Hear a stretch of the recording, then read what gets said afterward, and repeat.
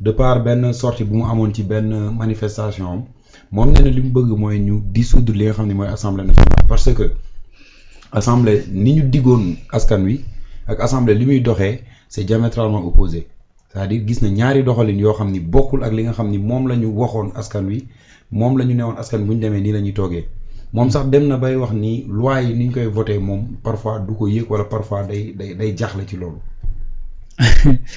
waaw léegi bon xëy na man su fekkoon ni Anta jot naa ci moom question bi ma koy posé mooy assemblée réellement nan la war a doxee. parce que bokk na ci ma for ne wax na ko mooy que ni moom peut-être ñi nga xamante ne dañu nekk dans l'opposition surtout ku mel ni moom. xëy na gars yi dégluwuñ leen trop. donc bu ñu joxee seen avis duñ ko tenir en compte. Donc que rupture bañ doon wax gisu ko fa ak yu demee noonu. c'est-à-dire rupture assemblée nationale wax dëgg fa yàlla il est vrai à un certain moment noonu laa koy tuddee su ma joxee exemple bi souvent am na ku ma ko joxoon fii mu ne ma non de toute façon ki doon def loolu ci majorité bii la bokk ma ne ko mais léegi lan moo tax defaatu ko li ma bëgg a wax mooy gis nañ fii koo xamante ni dafa ñëw urne bi ñu waroon voté nii mu gàddu ko xam nga Guy Marius Sagna la woon après gendarme yi ñëw yóbbu ko ki demee noonu gis nañ fi Barth par exemple ci lu jëm ci ay micro ay ñoomin seen xam nga coupé leen ak yu ni mel maintenant bi may wax loolu bi may waxee loolu ñu ne ma woy ku bokkoon ci kii ma ne ko mais léegi lu tax defaatu ko pourquoi ci législature bi gisuñu Guy Marius Sagna mu ñëw gàddu urne bi ne day dem ak moom parce que en vérité ku majoritaire à l'Assemblée nationale yaay imprimer le rythme effectivement c'est-à-dire su sérénité di am assemblée ki fa ëpp moo ko fay def parce que tey su fekkee ne dañoo ñëw fii ñu nekk fi 10 yow nga ñëw nekk fi benn c'est-à-dire ñun ñu perturber la moo gën a yomb que yow mi nekk kenn kese di ñu perturber donc majorité forcément moom mooy imprimer alors dynamique ci biir assemblée nationale te boo xoolee 15e législature bi li tax mu dal loolu moo ko waral parce que effectivement y a 130 députés de Pastef yoo xamante ni ñëw nañu au moins am nañu mën nañ ko mënuñu ko ça c'est un autre débat mais am nañ la volonté ba rehausser le niveau des débats tey yow débat yi ngay déglu nii par exemple à l'Assemblée nationale mais 14e législature mais bari na ñoo xamante ni même ñu nekk ci ay médias pour ñu toog pour ñu déglu benn débat d'orientation wala benn plénière wala dara mais c'est compliqué. C'est compliqué. Mais aujourd'hui loolu am fa. C'est-à-dire il y a beaucoup de choses qu'on peut reprocher à l'Assemblée nationale. Surtout ci wàllu proposition de loi et cetera te même sax y a par exemple ku mel ni Maïmouna Bousso génn na leeral ci et tout ça que ni affaire yi parfois li tax muy kii parce que il faut que mu nekk un travail d'équipe et cetera bref il y a beaucoup de choses yu nga xamante ne mën nañ ko kii mais par contre. essayer relever le niveau essayer jéem a fexe ba nga xamante ni dinañ teg liggéey bi fi ñu ko war a teg essayer ba nga xamante ni tey ñi nga xamante ni ñooy opposition te nekk fa danañ mën a am la possibilité de s'exprimer man jàpp naa ni loolu c'est-à-dire Ousmane Sonko da daan ñëw assemblée nationale dugg majorité bi génn wala ñu yuuxoo ko ba kenn du xam lu muy wax mujj gi dem ba pour éviter des bagarres bu ñëwee bu waxee day génn dem toog bureau suivre foofu ba ñu war a voter mu ñëw dugg ñëw voter li muy voter dem yoonam loolu bërki Demba Ndiaye la bi ñu fiy xeex fii Omar Dembourou Sow bi muy wax li muy wax naan bu gaay kii jaasi ak ñoomin seen loolu bërki Demba Ndiaye la bi ñuy yenu sa góor gi honorable Sanu Dione bi ñu koy yenu ci guddi loolu bërki Demba Ndiaye la loolu yàggul Sanu ñu ngi lay nuyu tu vois donc xam nga moo tax assemblée bi au moins mérite boobu il faut nga ñu consacrer ko kii président assemblée nationale c'est-à-dire effort yi mu def ba réorganiser l'assemblée nationale mu jëm ci wàllu procédure mu jëm ci wàllu règlement intérieur mu jëm ci wàllu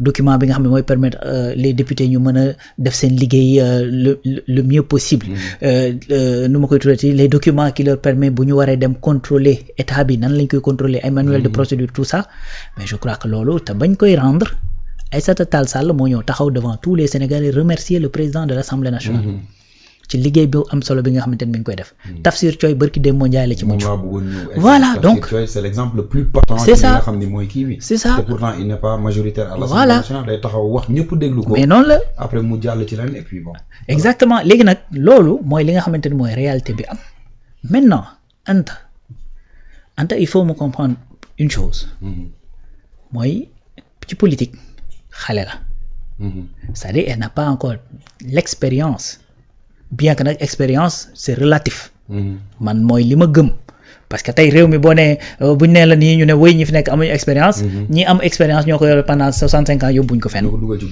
donc expérience c'est relatif mais loo xamante ne la c'est un fait parce que bi mu ñëwee ci langue gi yàggul muy benn. Deuxième chose bi mu ñëwee dafa am identité bu mu indaale. nga nangul ko nga bañ ko nangul indi na identité boo xamante ne mi ngi def effort di jéem a moom it yëkkati affaire yi. Effectivement. Donc di xam nga di def des discours en anglais def xam nga voilà en français bien que sur le plan national du kii mais ku am vocation politique ku ne am nga vocation am ñeneen ñi ngay kii te secteur bi mu jógee la aussi. secteur privé bi mu jógee. C'est normal keroog bi ma ko gisee Guédiawaye muy wax di wax ci wàllu FMI di wax ne FMI. baral leen seen loxo te xam ni li ngeen di def nii Sénégalais yëpp ngeen di indi jafe-jafe. J'ai applaudi je me suis dit que ni voilà donc identité boobu dafa am ci moom léegi risque bi mu mën a courir mooy mu dem ba Anta ñu am problème situé ko. Parce que keroog bi nga de xamante ni dem na ànd ak waa Sàmm Sa Kàddu je me suis dit que ni ñi muy àndal c'est-à-dire tey bu nekkul woon deuxième position te li muy jigéen a tax.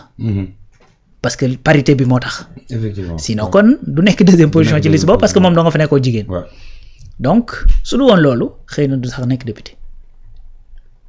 Parce que coalition boobu ñu bari ci Sénégal dañu doon wax ne ñii ànd waruñoo ànd. Coalition contre nature la ñii waruñoo ànd. Donc nga dugg foofu bi nga fa génnee nga dem à l'Assemblée ñu ne bëgg ñett FDR taxaw. nga dem rangé wu FDR. C'est-à-dire loolu dafay indi des fois gars yi di la une mauvaise fréquentation su ma ko mënee waxee noonu. C'est-à-dire man su ma doon Anta je prends ma ligne. ma nekk ci doxal lu ma am jël. parce que constance ak consistance loolu sénégalais yi dañ ciy bàyyi xel léegi. pourquoi nag may wax lii. parce que je le dis pas juste pour ki doon pourquoi may wax parce que le discours bi wax affaire tas assemblée nationale du Anta dong moo ko yëkkati ci semaine bi. Effectivement. Madiambal Diagne en a parlé. Effectivement. wax ay waxi tas assemblée nationale. donc su fekkee ne dafa am un problème politique boo xamante ne dafa am ci biir état bi.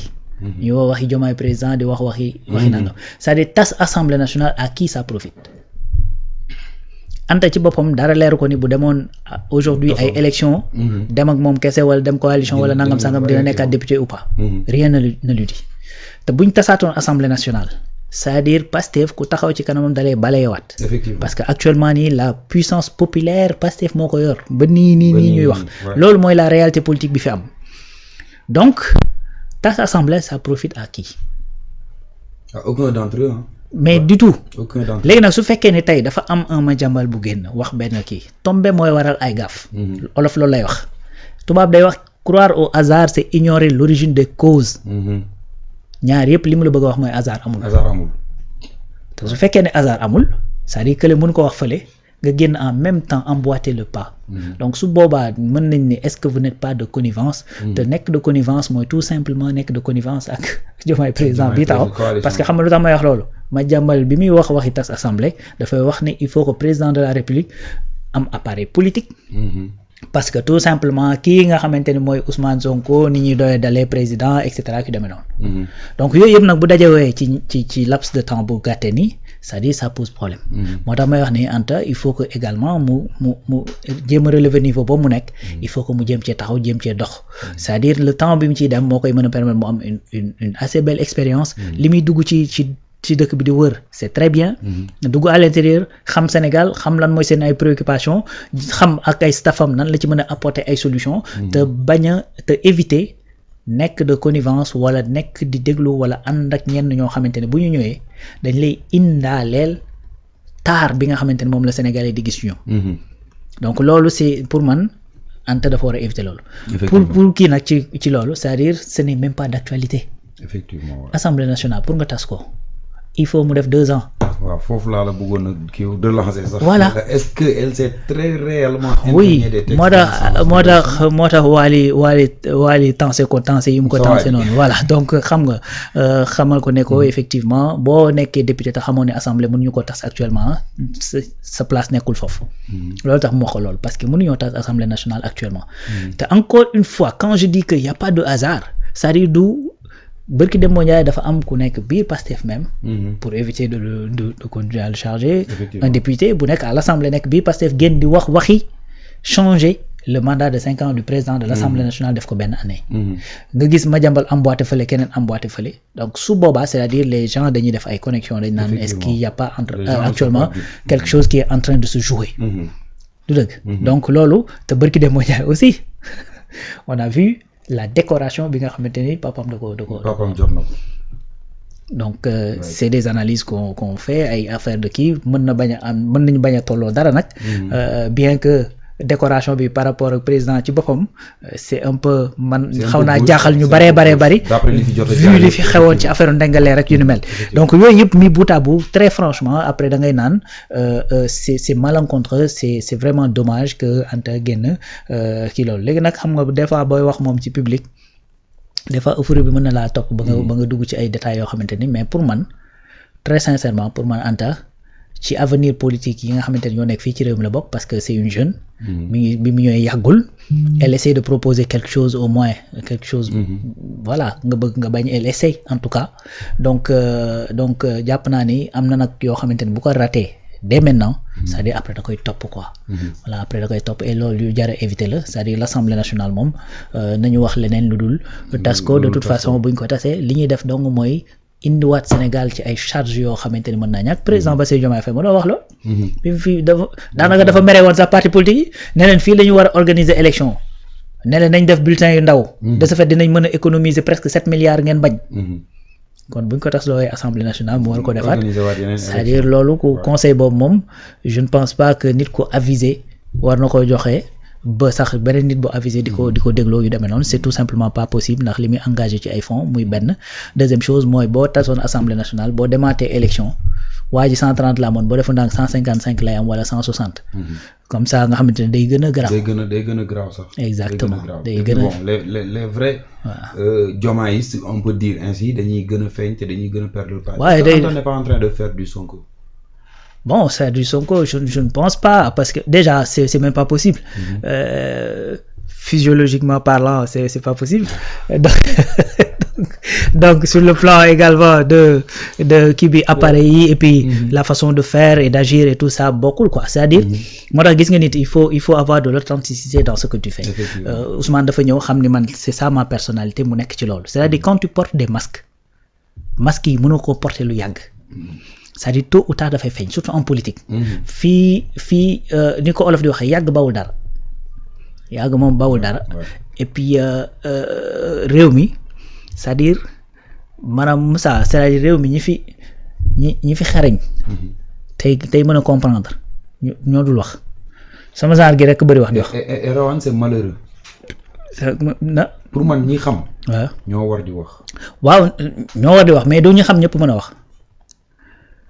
waaw parce que waaw c'est dommage c'est que des fois il faut mu am ñoo xamante ni peut-être ñooy loolu am na ñoo xamante ni bu ñu xamee ba pare dañuy nekk ci liñ nekk di def parce que boo xamee ba pare jëf moo ci topp voilà donc nag boo nekkee ci langue politique c'est-à-dire il faut nga xam di jëf di wax li ngay jëf di jëf li ngay wax c'est-à-dire loolu mooy tax nga mën a garder une certaine constance et cetera maintenant nag am na ñoo xamante ni xëy na mën nañoo xam mais yàlla dénku leen kàllaama loolu day am du ñëpp la yàlla jox la possibilité li ngay xalaat lépp nga mën koo traduire wax ko en mots am na ñoo xamante ni ils ont plus cette facilité am na ñoo xamante ni wax rek lañ mën mais xalaat gi mën naa bañ a sori su boobaa ñooñu mën nañ leen coacher daal leen jox ay éléments de langage et cetera bu ko defee ñu mën ko traduire y en a d'autres nag ñu nga xamante ni li ñu xam ce qui se conçoit bien dans leur tête dañ koy énoncer clairement après les mots pour wax ko daal di ñëw voilà aisément quoi tu vois donc mais y en a d'autres yu nga xamante ni dañuy préférer bu yëf yi naree compliqué ki demee noonu ñoom ñu nekk ci liñ nekk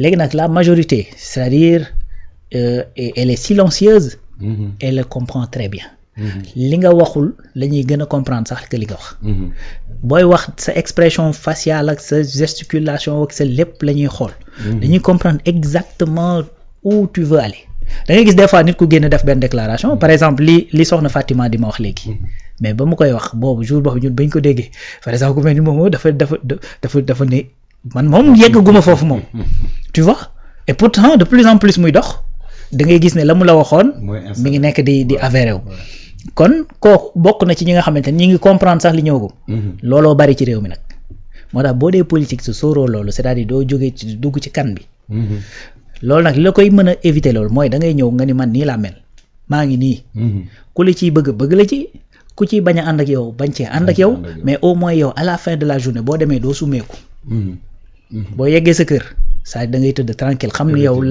la nekk ci yow moom nga wax ki ci d'accord nag d'accord na ci loolu ñëpp d'accord sax ça n'existe nulle part. yàlla mi ñu sàkk am na ñoo xamante ne gëmuñu ko du tout dañoo ne sax existé wul xam nga looloo gën a garaaw. voilà donc kon nul ne peut prétendre naan da ngay voilà da ngay ñëpp dañuy d'accord ci li ngay wax et cetera mais il faut être tout simplement authentique et constant dans ce que tu fais gis nga xëcc bu daggul dikk loolu olof wax. te leer na sur ce régime. non loolu la xëcc bu daggul dikk boo nekkee ci li nga nekk tôt ou tard bu fekkee mooy dëgg nit ñi dana la ci fekk. kon y a pas besoin di jéem a def yenn micmac yi di jéem a def yenn collaboration yi nga xamante ne après à la fin de la journée du la kii wa dara parce que bu fekkee yaa ngi soog a ñëw am na lu bari lu fi xew lu nga xamante ne xëy na yow sa yoon nekku ci taqee woo ci laale woo ci donc y a pas besoin alors nga ciy dem di ci taqee di ci laale parce que des fois sax ñenn ñi ngay dem di àndal mais bu ñu mënoon doo leen fekk ñu ñàkk doole ba ngeen di àndal doo leen doole liggéey bu ñu mënoon ay ñii ay 20 ans lañ lay jiitoo ñii ay 40 ans ñii 35 ans ñii 15 ans